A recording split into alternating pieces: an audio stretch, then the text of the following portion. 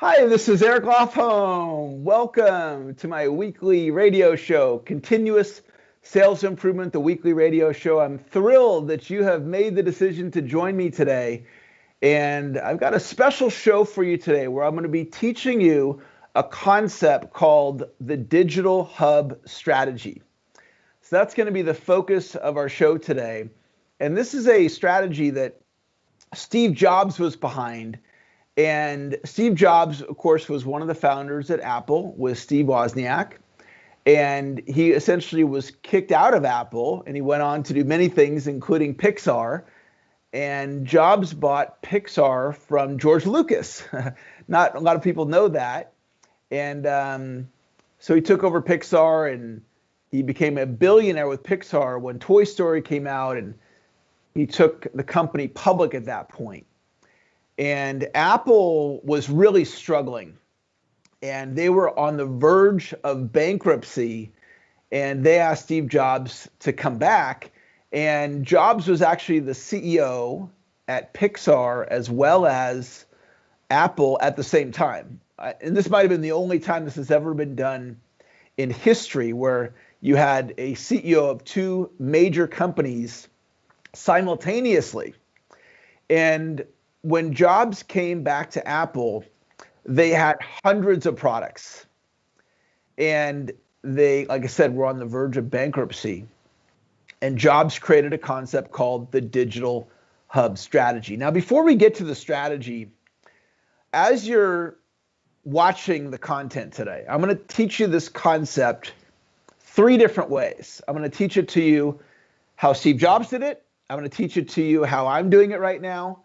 And then I'm going to give you some ideas of how you can do it. I want you to be open to super genius ideas coming into your mind today as you watch this content.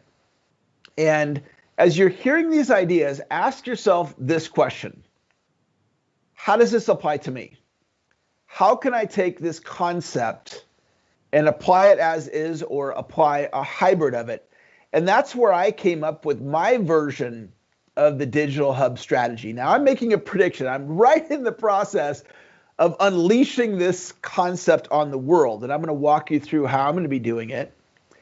And I'm predicting that my version of the Digital Hub Strategy is going to go viral. And getting something to go viral is very, very hard to do. And so we'll see. Time will tell if I was accurate with this. We'll get to that here in just a little bit. So let's go deeper into the Digital Hub Strategy. So Jobs takes over Apple. They're on the verge of bankruptcy. They have hundreds of products. And Jobs has come to this realization that they've just very unfocused. And he said, we're going to ditch the majority of these products. And we're going to focus on a handful of these products. And it's going to be an integrated approach. And it all centered around the computer.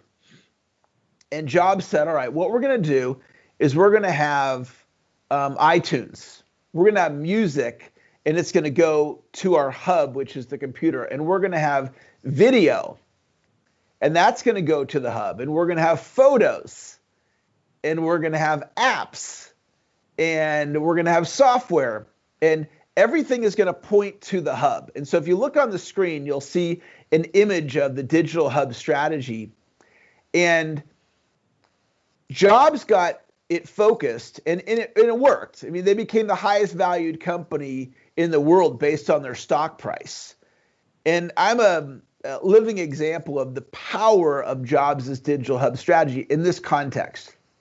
Years ago, when I was married to my first wife, I don't remember if it was her birthday or if it was Mother's Day, but it was time to get her a gift.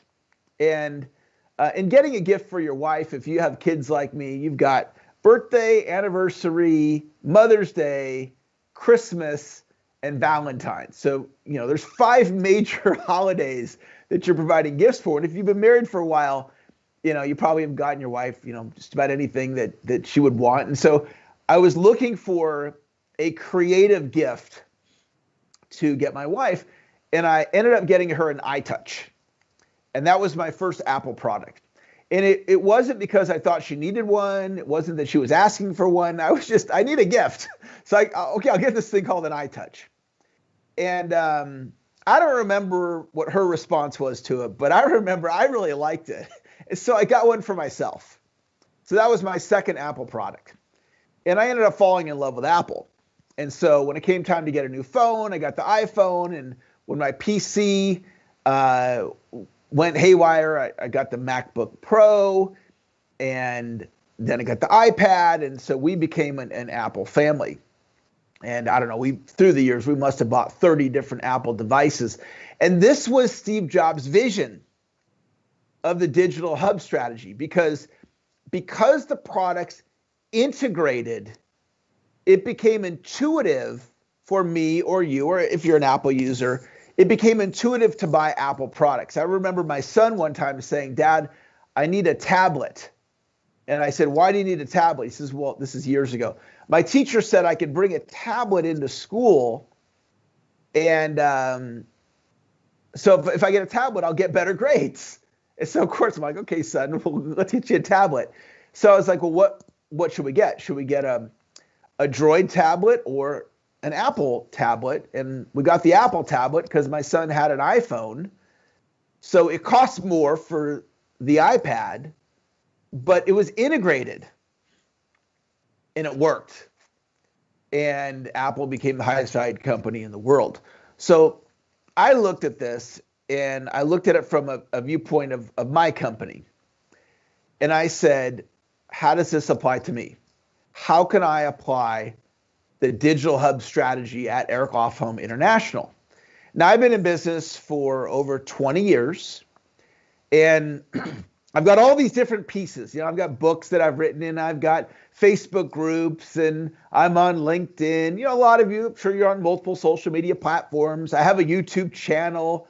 I've got all these pieces, but it doesn't really integrate. And if you buy my book, for example, The System, it's not intuitive that I have a Facebook group. And if you're a part of my Facebook group, it's not intuitive that I have a YouTube channel. And so I got to thinking, how could I apply the digital hub strategy? Is there a way? And so Napoleon Hill, author of Think and Grow Rich, the power of that book to me is the title, Think and Grow Rich. Now, if you're watching this on Facebook Live right now, if you could smash that share button, I would really appreciate it, because it will help get this message out to more people. And if you're a part of any groups, if you could smash that share button and share it into a group. If you're tuning in for the first time, this is my weekly radio show. And I do this live every Monday at noon California time. And you can watch it on YouTube, and you can watch the replay on Facebook if you're unable to make it live. And thank you so much for joining me today. My hope is that this creates a breakthrough for you, because I believe this is going to create a massive, massive breakthrough for me. So let me go a little bit deeper, and then I'm going to give an example of how you can do this and apply it in your business. And so I thought, all right, how can I apply the digital hub strategy? And I said, what's really made the difference for me? If you're new to my conversation, a little bit about my background. I'm a former cook at McDonald's. I'm a college dropout, and I ended up going into sales in the early 1990s, and I was the bottom producer at the company that I worked at for an entire year. I was terrible at selling. And then I got professionally trained and ultimately became the top producer at that company, and then went on to work for Tony Robbins. I worked for motivational superstar Tony Robbins for 3 years, and then in 1999, I branched off and started my current company, Eric Offhome International. We're a global sales training organization. And so over the last 20 years, I've gotten good at sales training, and then I've gotten great. Now I've got my skill level at an elite level amongst the best sales trainers in the world. And I thought, well, what got me there? How did that trajectory happen? How can it happen for you? How did it predictably happen, and how can you predictably increase your results? And so I thought, what it really came down to was a mindset. The mindset of continuous sales improvement.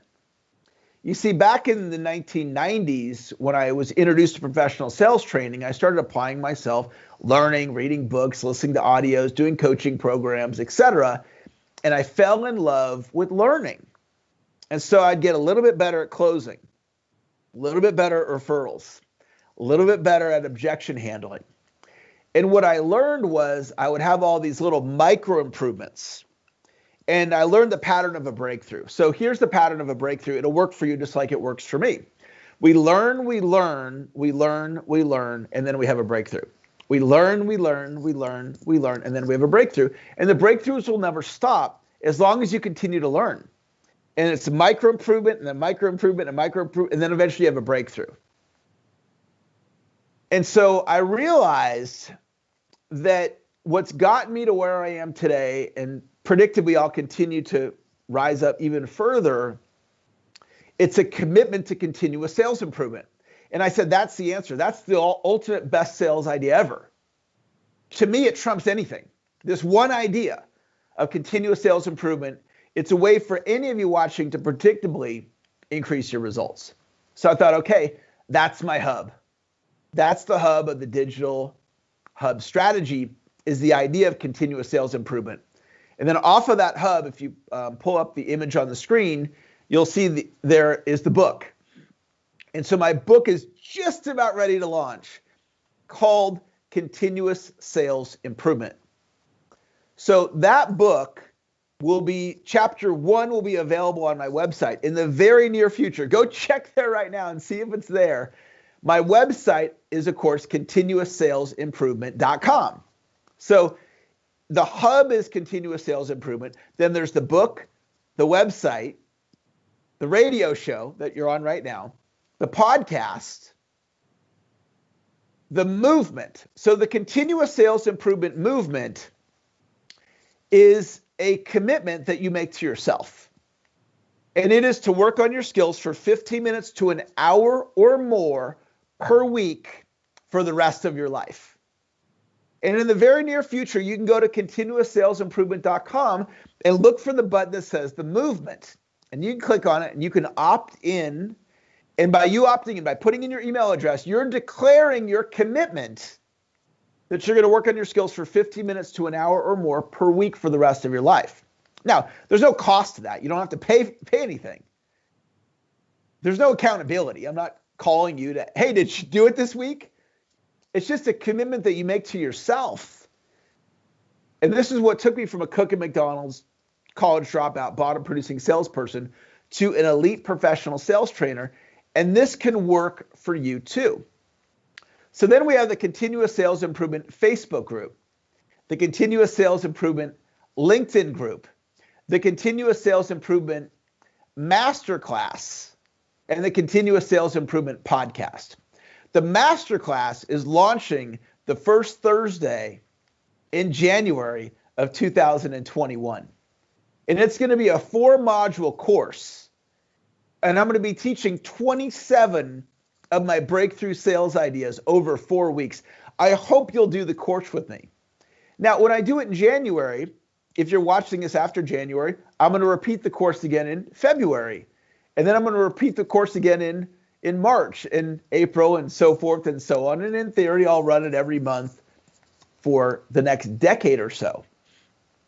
So here is the power of the idea. If you go to the website, continuousssalesimprovement.com, you'll find out about the podcast. You'll find out about the radio show. If you buy the book, Continuous Sales Improvement, you'll find out about the masterclass. You'll find out about the website. You'll find out about the radio show. If you're on the radio show, which you're on right now, you'll learn about the masterclass. You'll learn about the LinkedIn group. You'll learn about the Facebook group. You see, they're all pointing to each other. And I believe what's going to happen is that this concept is going to go viral. Now, we'll see. I'm just launching it now. This is kind of like the launch day, if you will, on today's radio show. And one of the cool things about the concept is the image. If you look at the image on the screen, that tells the whole story. Within 1 minute, just like that, you're like, oh, Eric has a masterclass, a radio show, a book, a website, a LinkedIn group, a Facebook group, and there'll be people that will do all of it. Just like I've got my iPhone and I have my 2 Mac computers that I'm doing this on right now, and we're a Mac family. And once I got that one iTouch, it was game over for me. I fell in love with Mac.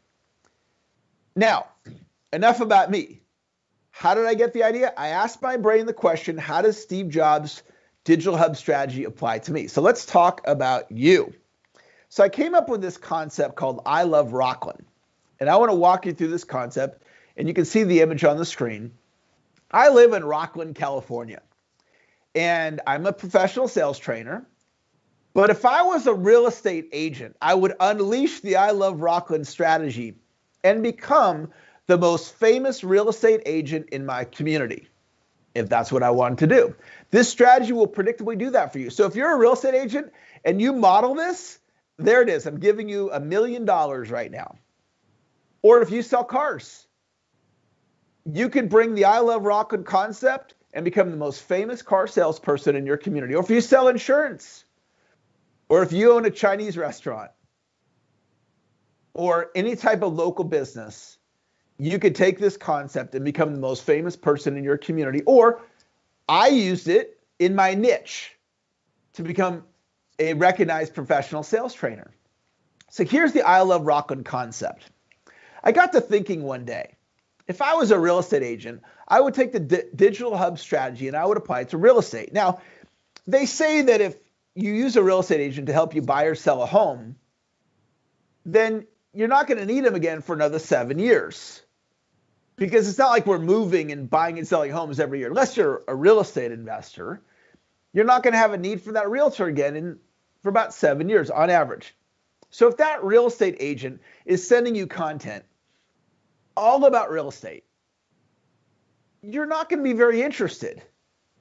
If you just closed a house, you just bought a house, and this real estate agent starts, here's how you get the maximum value for your home. Here's how you buy property at a discount. You're like, I don't really care. I don't need a house anymore. I just got a house.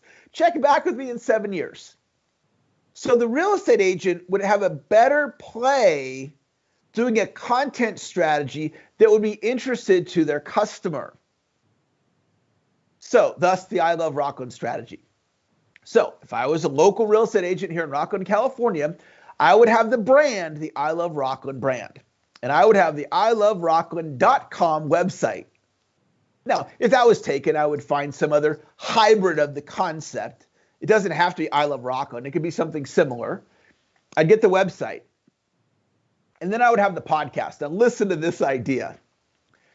I would interview the movers and shakers in my community. I'd go to the mayor. And I would say, hi, my name is Eric Lofholm. My brand is I Love Rocklin.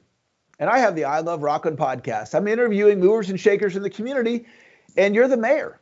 And I would love to interview you and get your message that you want all the people of Rocklin to hear from you. So I'm going to record the podcast if you're game, and we'll put it up and I'll promote it out to my network. What do you say, Mr. or Mrs. Mayor? Mayor probably goes, sure. So now I'm going to interview the mayor, and you can do a podcast. A podcast is just an audio file. You can do video too. It's an audio file, and you can do a conference call. So you both dial into a bridge line and you record it, and there's your audio file. You don't even have to edit it if you don't want, and you upload it to your podcast, the I Love Rocklin podcast, episode number 1, where I interviewed the mayor of Rocklin. So now you're going to publish that out, and people are going to listen to it. They're like, wow, that's really cool. Well, what's the mayor going to do? The mayor's going to take that link because it's a shareable link, and they might share it on the mayor website. They might put it on their social media. So what did you just now in effect do? You got the mayor of your town to promote your podcast. Hello? Start imagining the possibilities. So now you go to the owner of the best Chinese restaurant in town. And you go say, hey, would you like me to interview you on the I Love Rocklin podcast? And you can promote your Chinese restaurant. And they say, we would love that. And let's say they have an email list. And they have their social media. So you interview them. And what are they going to do with that interview? They're going to blast it out to their email list. and they're going to put it on their social media, and they're going to promote your podcast. And then the next thing that's going to happen is you're going to get a call, and it's from the gentleman or woman who owns the top car dealership in the community. And they're going to say, hi, do you have the I Love Rocklin podcast? And you can go, yep, that's me. Well, I would like to be on your show. And now they're coming to you. Imagine that possibility. So when you do the show, sponsored by your real estate business, your auto sales business, your Chinese restaurant, your fill in the blank. And all of a sudden, you're now one of the power players in your community. You might become the most famous person in your entire community, but it gets better because that's the podcast. So we got the website, we got the podcast. Now you're going to create a YouTube channel. And you're going to go out to the community and you're going to say, hey, I have the I Love Rocklin YouTube channel. It's all about local community events. If you have a video that you would like me to put on the channel, send it to me for my review. And if I approve it, I'll put it up on the channel. So now you have a video about your local business and you send it to me for my review and I publish the video on the channel. And what's that business owner going to now do? They're going to promote the video because it's about them. And so now you get these business people promoting your YouTube channel, but it gets better. On the YouTube channel, you're going to let them know you have a website. On the YouTube channel, you're going to let them know you have a podcast. On the podcast, you're going to let them know about the website. And on the podcast, you're going to let them know about the YouTube channel. But it gets better because you're going to create a community Facebook group called I Love Rocklin or something similar.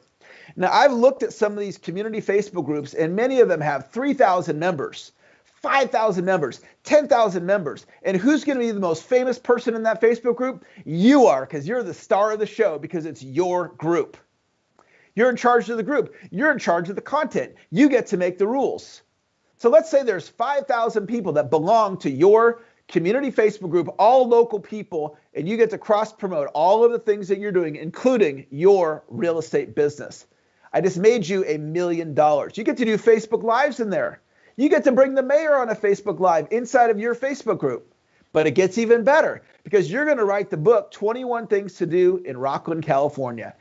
You're going to talk about other businesses and maybe any things that they can do, entertainment things that they can do, the top restaurants. And you're going to talk about this book, and you're going to make the PDF of that book available for free on your website, iloverocklin.com. And there's going to be a picture of your book on the homepage of your website. It says, to get a PDF copy of this book for free, opt in below. And all these people by the thousands are going to opt into your email list. And you're going to be able to blast out anytime you do a podcast, anytime there's an update on the YouTube channel, anytime you're doing something in the Facebook group, and oh, by the way, your real estate business. You are now one of the power players in your community. And I want to tell you something. If you're watching this right now and if you're seeing possibility, I want to tell you right now, this can work for you. Steve Jobs did it and became the highest valued company in the history of the world at that point. At that moment, based on the stock price, it was the highest valued company in the world. I'm unleashing continuous sales improvement. This is going to become a household name in sales training. Companies are going to bring me in to install the continuous sales improvement mindset into their entire organization. If you own a company and you have 500 sales reps, imagine if I got all 500 of your salespeople excited about continuous sales improvement, working on their skills for 15 minutes to an hour or more per week, every week for the rest of their life. Your company, your sales might double like that. But enough about me. This is about you. How can you unleash the digital hub strategy? My hope is that you're excited about this idea. I'm excited about it. I'm going to go out there and just do some incredible things. One of the things I'm going to do is I'm going to do an ad spend. I'm going to run Facebook ads and YouTube ads, and I'm going to drive traffic into my digital hub strategy, driving traffic to my Facebook group. And because if they come to the Facebook group, they're going to learn about the book. And if they learn about the book, they're going to learn about the podcast. Part of my big dream is to have a $30,000 a month ad spend, which I believe will bring in 5,000 to 6,000 new leads each and every month. 5,000 new leads coming in, being introduced to the continuous sales improvement movement, and then they go out and share it with others. If you know somebody that can benefit from this message I'm delivering right now, please share this with them. Please share the link or tell them about continuousssalesimprovement.com. Tell them about the podcast. Tell them about my Facebook group. When the book's available, tell them about the book. Help me get the word out. Because you know what's great? What's great is I'm living proof of the power of this idea. If it wasn't for this idea, I would not be training companies and individuals all over the world. This is literally, when I said to myself, I asked my brain this question, Eric, what's your best all-time idea? What made the biggest difference? Of the 1,000 or so unique ideas you know about increasing sales, what's the one idea of all? What's the best of the best? And I said, it's my answer, my true, honest answer is CSI, continuous sales improvement. If you apply this in your life, it'll make a tremendous difference for you. One of my clients, his name is Kevin Hudaba. And when I met Kevin, he was already a winner. He's making over $100,000 a year as a real estate agent.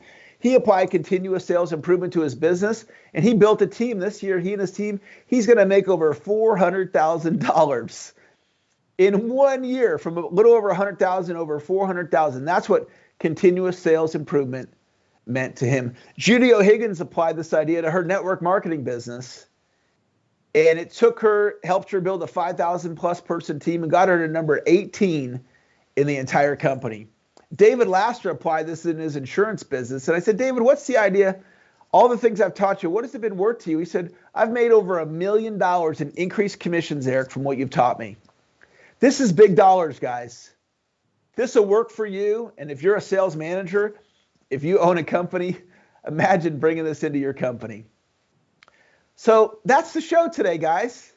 I'm so glad that you joined me. I'd love to hear your feedback. I'd love to hear your ideas of how you can apply this in your business. I'd love to hear if you're inspired by this. If you're on social media and you're watching this, comment below and let me know if you're inspired. Comment below if you see a way that you could apply this in your life. Comment below if you're going to apply it. Share the show with somebody that you care about. I want to say one last thing and we'll wrap it up. In my Facebook group, the Continuous Sales Improvement Facebook group, I go live every single day for 15 minutes, Monday through Friday, with a little quick motivation to get your day off to a great start. I'd love for you to check it out. You can find all the information at dailymotivationalcall.com. dailymotivationalcall.com. We come to you live every Monday at noon California time.